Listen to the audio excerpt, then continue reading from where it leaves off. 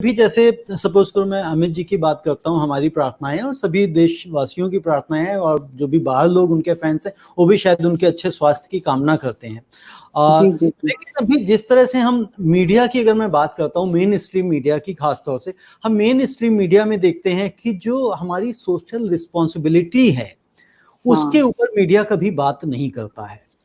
वो मतलब ऊल जलूल टाइप की डिबेट्स करते हैं। मतलब सपोज करिए राहुल गांधी कुत्ते को बिस्किट खिला रहे हैं तो उसके ऊपर 3 दिन डिबेट चल जाती है, या कुछ भी हो जाता है, एक मुद्दा उनको इस तरह के मिल जाते हैं और उसके ऊपर 2-2 3-3 दिन लगा देते हैं उस पे। देखिए अब आप ये जो बात है ये आप समझ रहे हैं, आप एक इंडिपेंडेंट जर्नलिस्ट हैं, आप ये खुद कर रहे हैं, तो आपको पता है कि कितना स्ट्रगल होता है इस चीज में।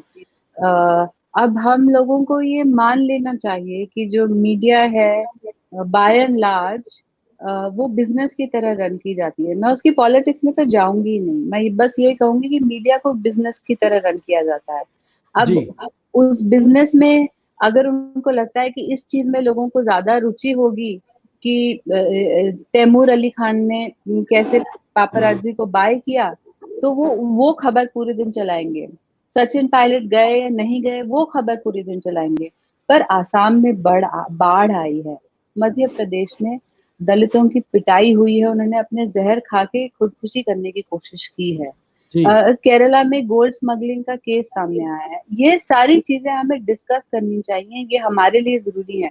तो आई थिंक ये अब देखिए, अब ये हमारे ऊपर है, जो जनता है वो अब चूज करती है ना कि हमारे सेट टॉप बॉक्स में कौन से चैनल्स आएंगे। मैं कहती हूँ बंद कर दो न्यूज देखना, उस न्यूज को सपोर्ट करो, उन इंडिपेंडेंट जर्नलिस्ट की मदद करो, उनके पोर्टल्स को सपोर्ट करो जो आपको सच दिखा रहे हैं। और सच क्या है? जो आपके जरूरत की चीज है। अस्पताल के बारे में बात करिए, एजुकेशन के बारे में बात करिए, सरकार क्या सहूलियतें आपको दे रही है उसके बारे में बात करिए।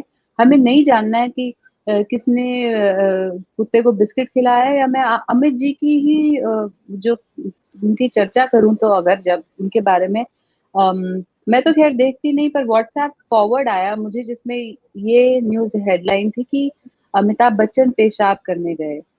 आप मुझे बताइए ये हेडलाइन है कि अमिताभ बच्चन पेशाब करने गए? एग्जैक्टली ऋचा जी, इसी बात पे आना चाह रहा था कि आप चूंकि उस इंडस्ट्री से हैं, ठीक है, सेंटिमेंट्स हमारे सबके हैं जो मैंने पहले ही कहा, लेकिन बात यहाँ पे होती, जब अमिताभ बच्चन जी को कोरोना हुआ तो ऐसा लगा कि देश में कोरोना का पहला पेशेंट आया है।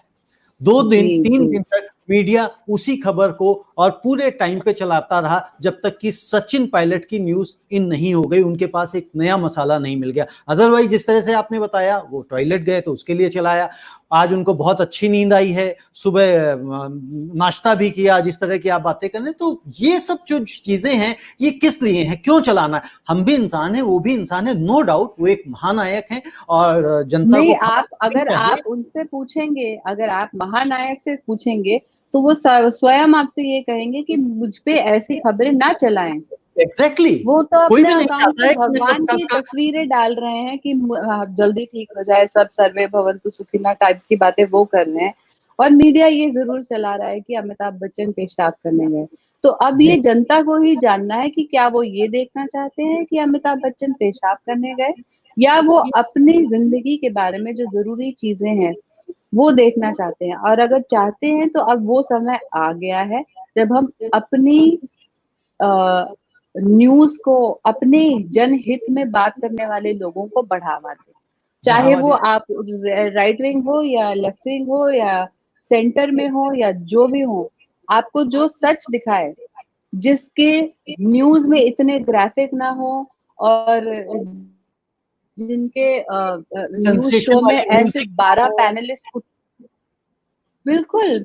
मैंने देखा एक बारी कि मतलब जैसे न्यूज़पेपर में आईआईटी जेईई के वो एंट्रेंस एग्जाम के लोगों की तस्वीरें आती है ना, उस साइज के 12 पैनलिस्ट एक न्यूज चैनल में थे और सब एक साथ बोल रहे थे, और ऐसा लगा कि जैसे हम मतलब कोई भौंक रहा है और कुछ सुनाई नहीं दे रहा था, मुद्दे की बात बिल्कुल लॉस्ट हो गई।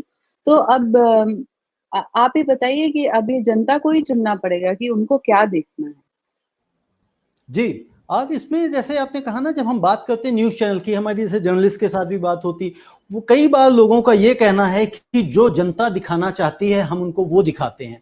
लेकिन दूसरी तरफ ये भी बात आती है कि डिस्कवरी जैसे चैनल भी तो हैं, वहां भी तो कोई शोर शराबा नहीं है, उसको भी तो जनता पसंद करती है। तो यानी कि दोनों पहलू हैं, ये हमें समझना हो कि जनता जो देखना चाहती है हम उसको वो दिखाते हैं, या अगर हम कुछ अच्छा कंटेंट दिखाएंगे तो जनता उसको भी देखेगी, उसको भी पसंद करेगी। देखिए, इन द लॉन्ग रन तो यही होगा कि आप अगर अपनी एक ब्रांड इमेज, एक आइडेंटिटी और एक इंटेग्रिटी बना के चलेंगे, तो आगे जाके आपको यही फायदे में आएगी। वरना आप यही करते रहेंगे कि मतलब एक चैनल से छोड़ा, दूसरे चैनल गए, दूसरे चैनल से छोड़ा, या किसी बड़े नेता के दबाव में आपको नौकरी से निकाला गया। आजकल जैसे जैसे पुलिस वालों और मतलब जी जजेस और इन सब का ट्रांसफर हो जाता है, उसी तरह प्रेस को भी इधर उधर कर दिया जाएगा। मैं कहती हूँ कि आप अपने रूल्स खुद सेट करिए ना।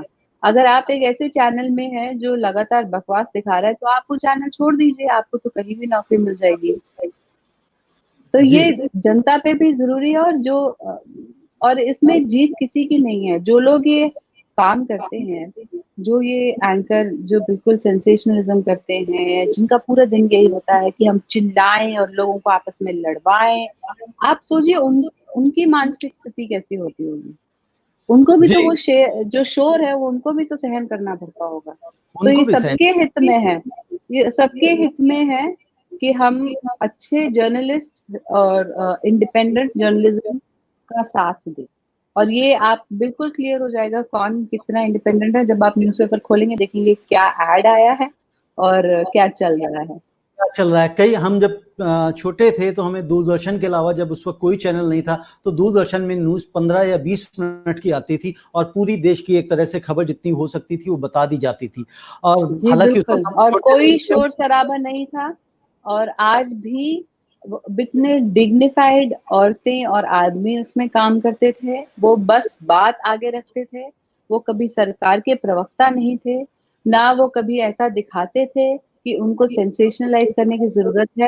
वो राष्ट्रहित जनहित की बात करते थे। और बिल्कुल इसीलिए उनकी आज तक रिस्पेक्ट की जाती है।